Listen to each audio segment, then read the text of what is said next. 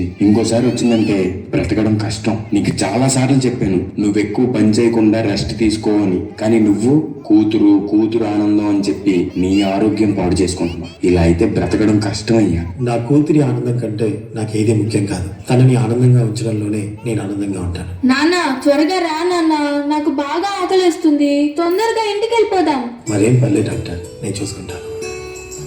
నాన్న నాకు బాగా ఆకలిసినప్పుడు ఆ ఆకలి తెలియకుండా ఒక పాట పాడతారు కదా, పాడండి నాన్న.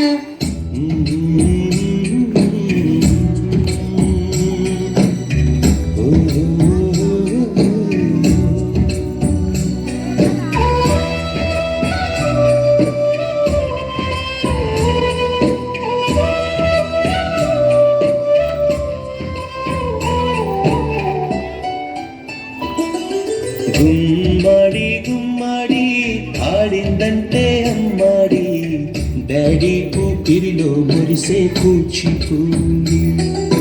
చిందాడి చిందాడి తుళ్ళిందంటే చిన్నారి, మమ్మీ చూపుల్లో చూడు ఇంత వేడి. నాన్న కాళ్ళు నొప్పొస్తున్నాయి నాన్న. వద్దంటే వినదే పగలంతా ఆడి పాడి, ముద్దైన తినదే పరిగెత్తే పైడి లేడి. చిలకల్లే చెవిలో ఎన్నో సులాడి, పడుకోదే పన్నెండైనా ఏం చేయాలి. గుమ్మాడి గుమ్మాడి ఆడిందంటే అమ్మాడి, డాడీ కూపిరిలో మురిసే కూచిపూడి. ఏ చంద్రయ్య చంద్రయ్య, ఎక్కడయ్యా నా అద్దె డబ్బులు?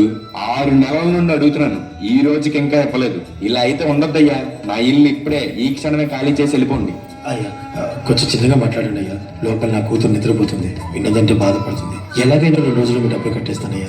ఏంటి చిన్నగా మాట్లాడాలా? అద్దె కట్టడం చేత కాదు గాని కూతురు ముందు పరువు కావాల్సి వచ్చిందా? రేపటి కల్లా నా అద్దె డబ్బులు నాకు ఇవ్వకపోతే ఇంట్లో ఒక్క సామాను కూడా ఉండేవను. ఏమైంది నాన్న? ఏం లేదమ్మా, పద పడుకుందాం. నేను మొత్తం విన్నాను నాన్న, నువ్వేం బాధపడకు నాన్న. నేను బాగా చదువుకొని ఒక మంచి ఉద్యోగం చేస్తాను. మనమే ఒక మంచి ఇల్లు కట్టుకొని ఆనందంగా ఉందాం. అప్పుడు ఎవరికి డబ్బులు ఇవ్వాల్సిన అవసరం లేదు కదా. నువ్వేం బాధపడకు నాన్న. ఎన్నెన్నో ఆశలతో పెంచానమ్మ గుండెల్లో,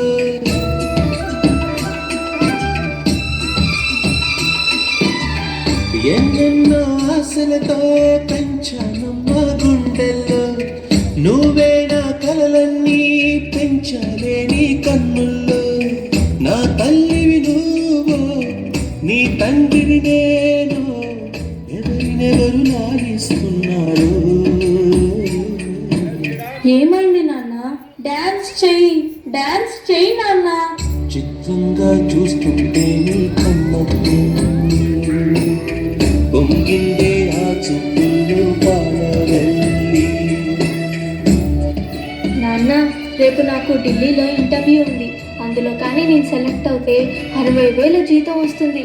ఇక మన కష్టాలన్నీ తీరిపోతాయి, హ్యాపీగా బ్రతికేయచ్చు. నీ ప్రశ్నలు నీవి, ఎవ్వరో బదులెవ్వరుగా.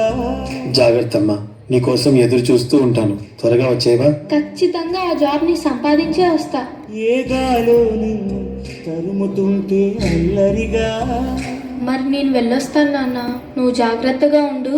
ఆగాలో లేదు తెలియదంటే చెల్లదుగా. ఈ జాబ్ నాకు చాలా అవసరం. మా నాన్న నా కోసం ఎంతో కష్టపడ్డాడు. మా నాన్నని హ్యాపీగా ఉంచాలంటే ఈ జాబ్ నాకు రావాలి. బతుకంటే పడి చదువా అనుకుంటే అతి సులువా. నా బంగారు తల్లి, నేను పని చేయట్లేదు, డబ్బులకి ఇబ్బంది పడుతున్నా అని తాను జాబ్ చేస్తా అని ఇంటర్వ్యూకి వెళ్ళింది. సర్లే, నేను ఇంకా ఎన్ని రోజులు బ్రతుకుతానో కూడా తెలీదు. తనకి జాబ్ వస్తే తనే హ్యాపీగా ఉంటుంది. నా బాబుకి జాబ్ వస్తుంది, దేవుడు ఉన్నాడు. జాబ్ ఖచ్చితంగా వస్తుంది, ఖచ్చితంగా.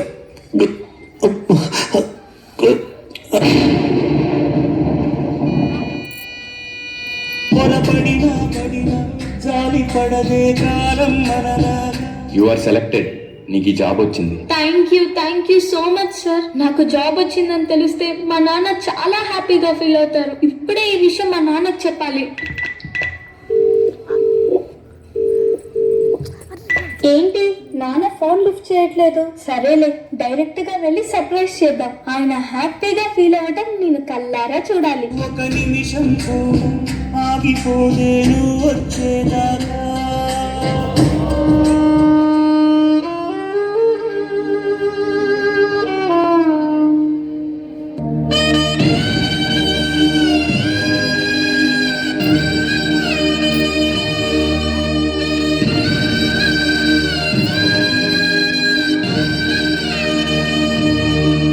నాన్న లేకు నాన్న, నాకు జాబ్ వచ్చింది నాన్న, మనం హ్యాపీగా బతికేయచ్చు నాన్న.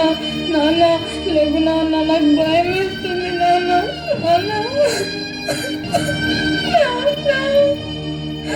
లేకు నాన్న, ప్లీజ్ నాన్న లెగిసి చూడు నాన్న. అందులో కానీ నేను సెలెక్ట్ అయితే 60,000 జీతం వస్తుంది.